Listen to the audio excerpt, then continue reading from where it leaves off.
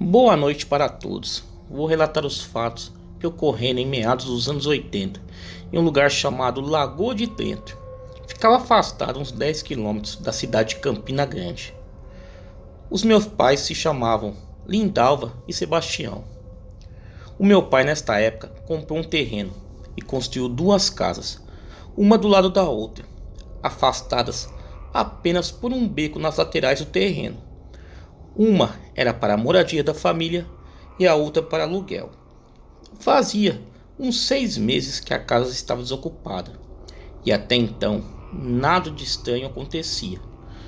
Tudo mudou quando um casal de velhos pediram para dar uma olhada na casa. A senhora aparentando entre 60 e 70 anos de idade. Seu nome era Jandira. A casa tinha uma escadaria que levava até uma varanda. Daí, entrando pela porta da frente, uma grande sala, 3 quartos, uma cozinha e 2 banheiros. A porta da cozinha dava para o quintal, cercado por muro, e nos fundos coberto por um matagal. Acertaram tudo e ela gostou da casa e se mudou logo no dia seguinte com o marido, um senhor muito doente com problemas cardíacos. Quando meus pais tinham que sair, falavam com essa senhora e pedia para que ela ficasse conosco. Nisto, eu ia para lá. De cara, era visível que aquela mulher era estranha. Eu ficava olhando suas coisas e estranhava tudo na casa. Ela tinha tipo 2 estátuas de decoração nos cantos da parede da sala, com fitas coloridas no pescoço e nos braços. Eram imagens femininas vestidas com um manto azul e carregavam jarros nos ombros. Velas, principalmente na cozinha, onde ela guardava as maiores e de todas as cores.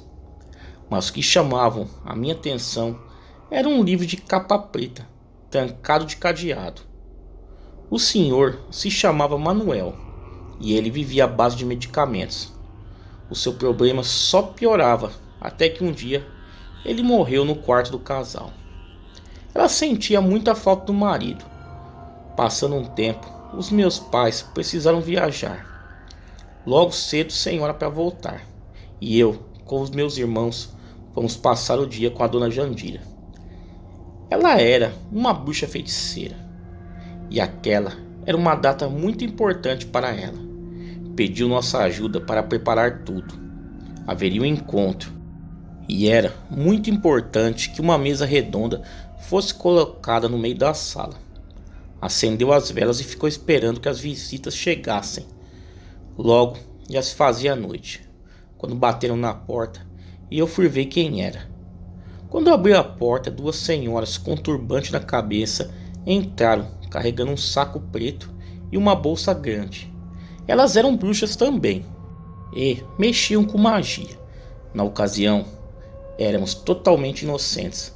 Aquilo não tinha a menor lógica ou sentido para nós, como se fosse uma brincadeira.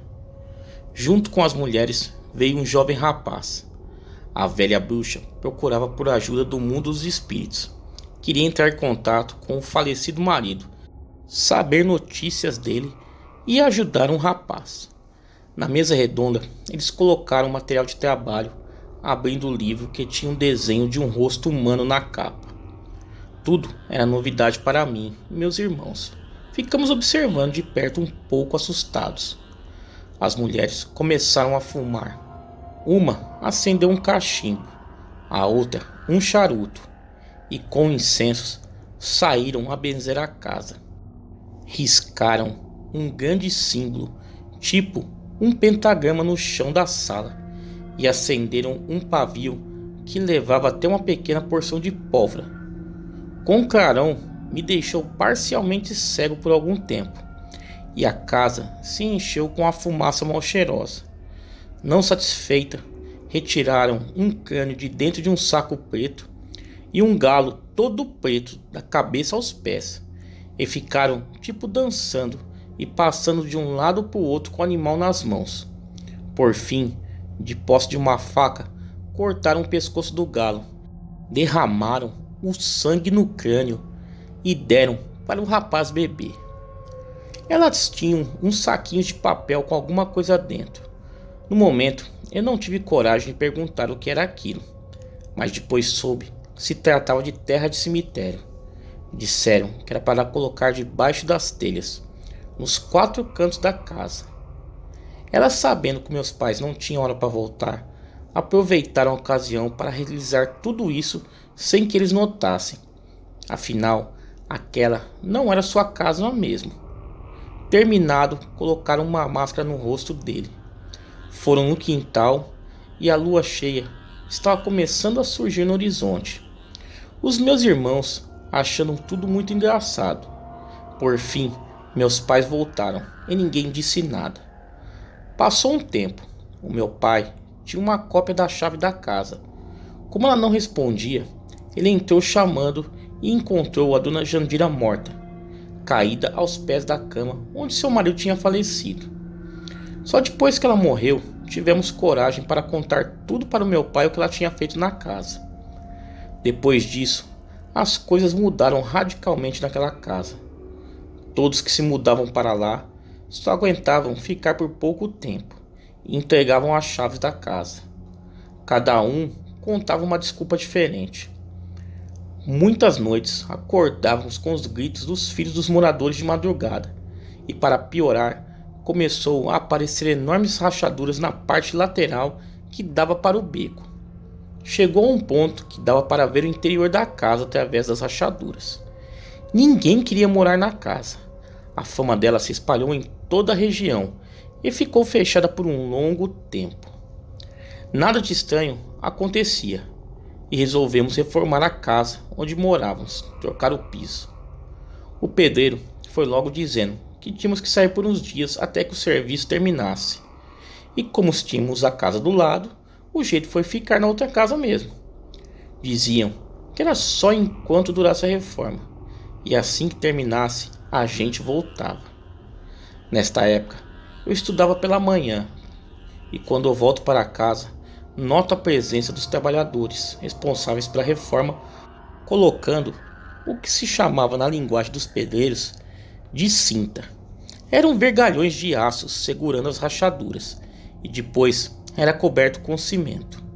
Nisto minha mãe achou um dos saquinhos entre as telhas, e vendo que era de terra bem fininha, já foi logo dizendo que aquilo estava parecendo terra do cemitério, e que aquela terra estaria fazendo ali. Foi quando lembrei do que as feiticeiras disseram a respeito de que nunca mexesse na casa, nem em cima e nem embaixo, senão libertaria novamente a maldição que estava sobre o jovem rapaz. Fomos na casa de um dos meus irmãos do primeiro casamento do meu pai. Ele se chama Luiz e morava próximo em uma granja com Socorro, sua esposa. E meus 2 primos, um se chama Luciano, que tinha 18 anos na época, e o mais novo, Lucinélio, com 17. Meus primos voltaram conosco para passar o fim de semana. Nós gostávamos de jogar bola no quintal, e quando anoiteceu, o meu pai presenciou o sobrenatural. Estava sentado na sala, tirou um cochilo e foi acordado com alguma coisa que tinha dado um peteleco em sua orelha. Quando ele abriu os olhos, estava só e a porta fechada. Isso foi o primeiro caso. Na mesma noite, coisas caíam sozinhas. Era muito esquisito. Na tarde seguinte, o pedreiro veio e disse: "Pronto, amanhã vocês já podem voltar para outra casa." Ficamos vendo TV, só que como meus primos estavam dormindo lá em casa, eu sabia que o Luciano gostava de dormir na rede, e fui armar uma rede nova, pouco usada, no quarto, e ele gostou muito da ideia e foi dormir nela. Todos já deitados, e era bem tarde, quando a rede começou a se balançar com meu primo. E como ele não acordava, foi atirado com toda a força contra a parede do quarto. Caiu no chão com violência. Sem entender o que acontecia, ele levantou e deu um pulo, pensando se tratar de uma brincadeira. Se irritou e partiu para onde estávamos deitados e dormindo. Ele acendeu a luz do quarto e, vendo que todos dormiam e que não dava tempo de balançar a rede e ao mesmo tempo correr para a cama e se deitar, sem que ninguém se percebesse, Ele ficou apavorado e veio nos acordar, me sacudiu pelo braço e disse: uma coisa me jogou da rede na parede e eu acordei com a pancada e caí no chão. Estava sozinho no escuro. Deitou do meu lado com os olhos arregalados. Ele, muito assustado, insistia em dizer que a porta estava aberta e que alguma coisa tinha entrado na casa. Vendo que não tinha jeito, levantei e fui averiguar. Andando lentamente até a porta do quarto, passando direto, cheguei na cozinha e, vendo a porta fechada, senti um grande alívio. Ele vem por trás e me disse que está lá fora no quintal. Eu respondi primeiro, era a porta aberta, agora a coisa está lá fora, né? Mas ele ficou nervoso, dizendo que estava ouvindo sim, que pensou que era dentro de casa, mas na verdade o barulho vinha do quintal. Eu disse: vamos ficar quietos e prestar atenção. O que é isso, meu Deus do céu? Está repreendido no sangue do Cordeiro de Deus, e começamos a rezar. Foi quando do beco veio uma gargalhada rouca de deboche, zombando de nosso medo. O meu pai levantou e não contou história, pegou o facão e disse: desapareça dessa casa e vá embora em nome de Jesus.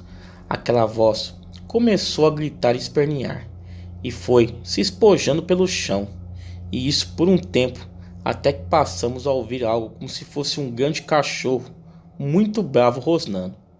Bom, como eu acho que ele não conseguiu entrar na casa, ele ficou muito irritado e uivava lá fora, correndo de um lado para o outro em grande agonia. Empurramos a mesa para escorar bem a porta, e o meu pai pedindo calma, que de jeito nenhum aquela criatura iria entrar. Ficamos até o dia amanhecer em alerta. Finalmente, já de manhã, abrimos a porta com muito cuidado e olhamos em volta da casa. E nem sinal de nada. Está tudo em ordem. Daí ele disse: realmente, essas coisas do além existem. Nunca mais eu vou duvidar. A casa ficou fechada por anos, até que um irmão por parte do meu pai, chamado Antônio, pegou as chaves da casa para passar uns dias morando nela. Ele gostava de beber e se embriagava na maioria das noites, e numa sexta-feira morreu no mesmo quarto que o casal havia falecido anos antes. Encontraram o corpo dele metade para fora da cama e o cobertor envolto em seu pescoço, dando a entender que se tratou de um caso de suicídio. Mas isso nunca saberemos de fato, e as casas finalmente foram vendidas e nós saímos daquele maldito lugar. Bom, essa é a minha história. Boa noite para todos. Tá aí, galera. Relato sensacional é enviado ao canal. Quem tiver relatos iguais a esse e quiser enviar ao canal, o e-mail está aparecendo aí na tela e também está na descrição do vídeo. Galera, se inscrevam no canal, deixem aquele like aí, me sigam também nas redes sociais, Facebook, Instagram, Twitter, todos os links aí embaixo na descrição do vídeo. Galera, muito obrigado e até a próxima.